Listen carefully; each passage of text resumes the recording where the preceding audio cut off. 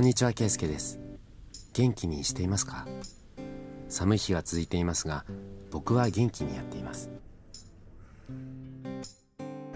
ということで僕はまたトロカデロ広場に来ています。今日は久々の快晴です。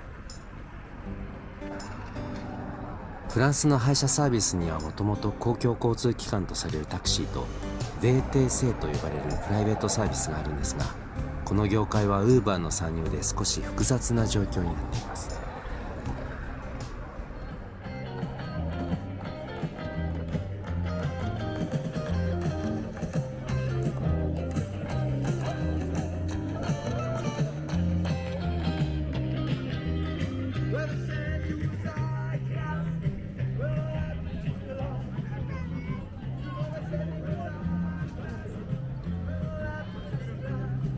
昨日までは連日霧がすごくてこんな感じだったんです。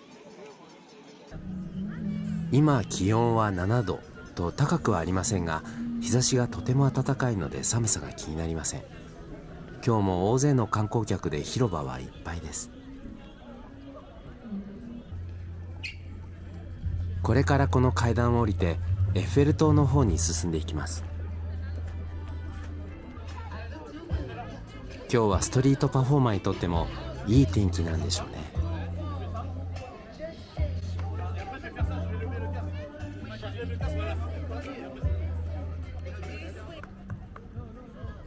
エッフェル塔は1889年に開催されたパリ万国博覧会に合わせて建造されたのは有名な話ですが、この万国博覧会というものは1851年にロンドンから始まっています。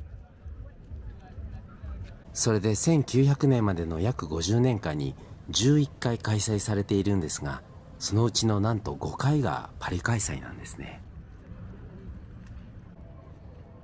日本でも報道されたように、フランスでは先日カステックス首相がワクチン未接種者は陰性であっても陰性証明は無効とみなし、衛生パスポートとしての効力を持たないとする法案を議会に提出すると発表しました。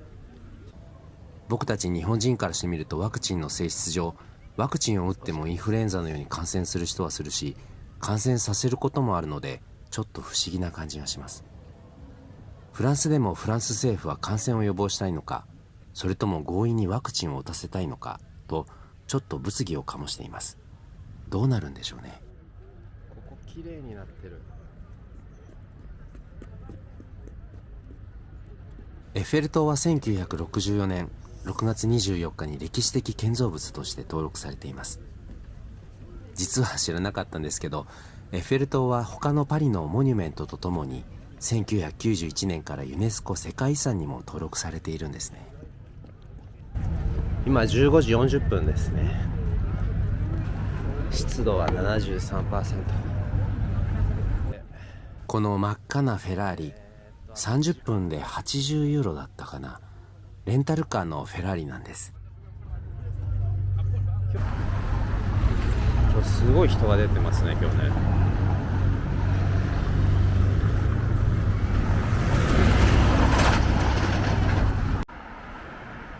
今僕が渡っているイエナ橋も1975年6月12日から歴史的建造物に指定されています。橋の全長は155メートルです。現在橋の幅は35メートルありますが、1935年まではわずか14メートルだったそうです。セーヌ川近くにはもともと鳥がたくさんいますが、この辺りは観光客がサンドイッチやクレープなどの軽食を取ることもあって、特にたくさん飛び交っています。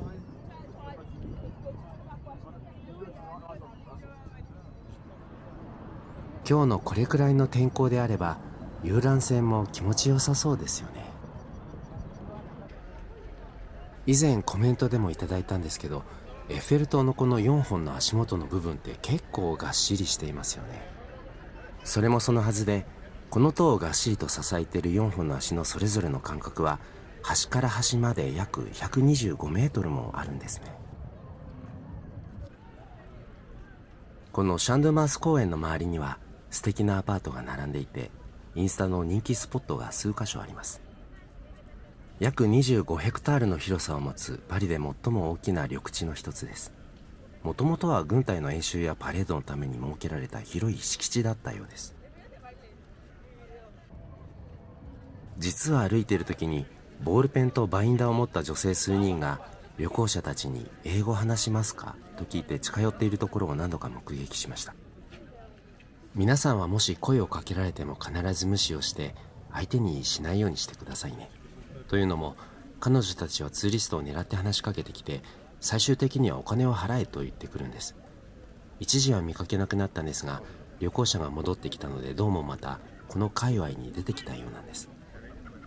肌の色で物事を言うのは嫌なんですけど、見た目は明らかに西洋人ではないので分かりやすいと思います。それにしても残念ですよね。ここでセキュリティチェックを行って中に入ります。どれぐらい待つんでしょうね。すごい並んでる。この並木道をまっすぐ行くとエコールミリテールのほぼ正面に出ます。ここ東京外苑のイチョウ並木道に少し似ていませんか。この下から1つ目のフロアまでの高さは57メートル64センチ、2つ目までは115メートル73センチあるそうです。飛行機雲がくっきり見えますよね。ユーロコントロールによると、先週からオミクロンの影響でヨーロッパからの航空便が新たに減少しているそうです。さっきの入り口とは正反対にある入り口です。こちらにも人の列が続いています。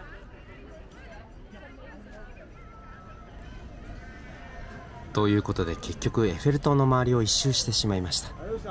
実を言うと少しはクリスマスマーケットが出てるかなと思って来たんですけど、ありませんでしたね。急に思い出したようにシャンドマースのすぐ脇にあるブルドネ通りにやってきました。向こう側に見えるカフェも今日はお客さんでにぎわっています。さっきインスタの人気スポットの話をしたじゃないですか。それでここを思い出したんです。ここがそのさっき話したインスタ映えすると有名な人気スポットの一つです。確かに人気があるのはわかる気がしますよね。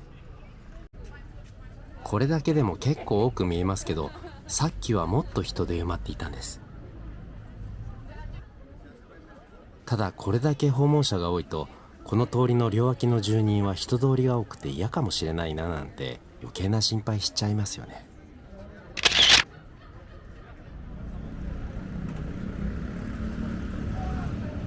ということで僕は移動をしてコンコルド広場からマドレーヌ寺院に向かう大通りを歩いています。マカロンのラデュレの前には今日も人がいっぱいです。最近ラデュレを見るとスイスの国旗を思い浮かべるようになりました。別にスイス製が悪いとかではなくて、まあイメージですね。遠くに見えるマドレーヌ寺院のカバーの広告がまた変わっているようです。この間遠目に大きなクマのイルミネーションが見えたので、今そこに向かって歩いています。その左側の2つの金色に縁取りされている門のところです。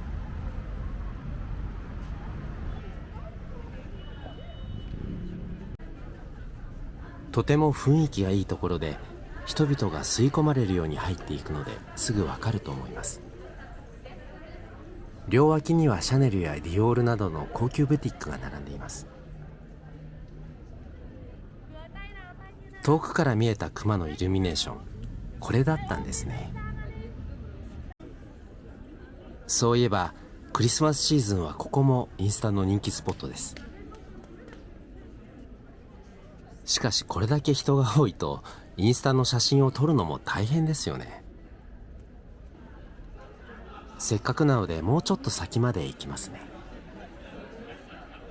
この小道とてもおしゃれで上品な感じがしますけど、大昔は建物すらなくて魚屋さんや肉屋さんが並ぶ市場だったそうです。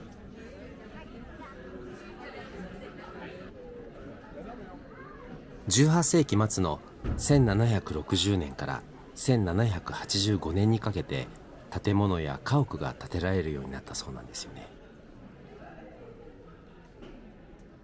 こちら側には小さな熊のイルミネーションが出ています。隣で子供が順番を待っていますね。ここに限らず、商店街にとって集客力のあるイルミネーションはとても大事です。大通りに出てきました。マドレーヌ・ジーンのカバーの広告はカルティエからまたルイ・ヴィトンに変わっています。今はちょうど夕刻の17時です。すでに太陽は数分前に日の入り時刻を迎えて沈み始めているので、ここから一気に暗くなっていきます。時間的にも帰宅する車が一気に増えて、ロワイヤル通りはあっという間に渋滞になりました。この先はコンコルド広場です。コンコルド広場中央に立つオベリスクの周りにも足場が組まれています。ここも修復するんですね。2024年にオリンピックを控えているパリでは現在、その準備や多岐にわたっての修復工事を行っていますが、先日パリの負債が急激に膨らんでいるという記事を目にしました。空の色の変化が激しい時間帯です。何層もの色の層ができているのが分かりますよね。瞬く間にどんどん薄暗くなっていきます。勤務先からの帰宅者とツーリストでどんどん人通りが増えています。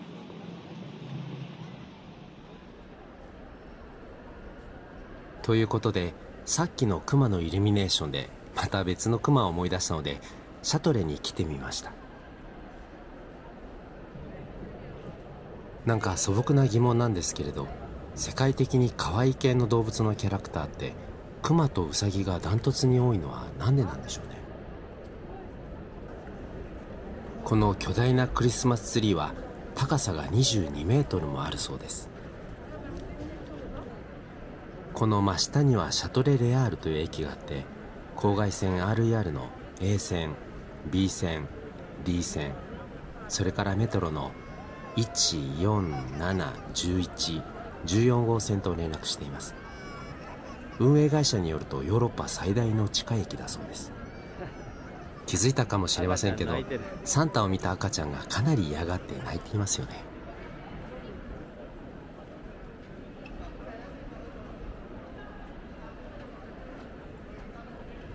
じゃあそろそろ外に出ますね。以前の動画でも言いましたけど、ここの雰囲気がどうしても新宿と被るんですよね。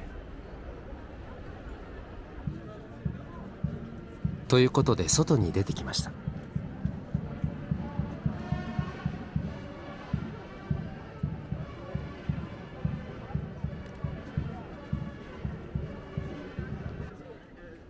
もう外はすっかり真っ暗です。そこにうっすら光るサントゥスタッシュ教会が見えています。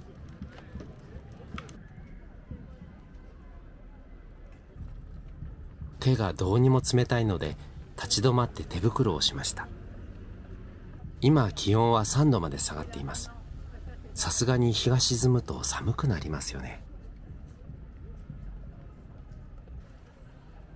以前にもご紹介したことがある年中無休24時間営業のレストランです。このお店の外壁の部分、白いタイルだと思うんですけれど、描かれている絵が可愛らしいんですよね。1947年からあるブラッスリーです。